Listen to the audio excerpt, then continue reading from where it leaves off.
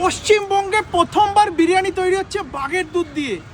এটাও কি সত্যি নাকি গরুর দুধ নাকি মহিষের দুধ দিয়ে বিরিয়ানি তৈরি হচ্ছে সেটাই আজকে যাচাই করবো। চলে আসুন। কি করছো? এটা বিরিয়ানির প্রস্তুতি চলছে। এতটা দুধ দিয়েছো দেখছি। হ্যাঁ, এতটা দুধ দিয়ে আমাদের তৈরি হয়।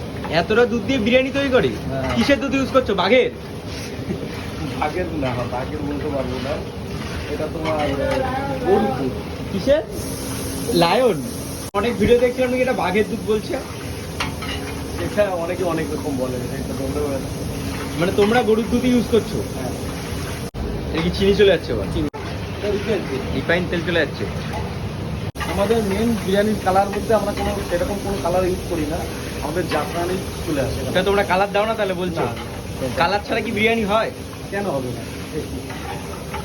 মানে তোমরা বানাচ্ছো কালার ছাড়াই তাহলে? হ্যাঁ, কালার ছাড়া।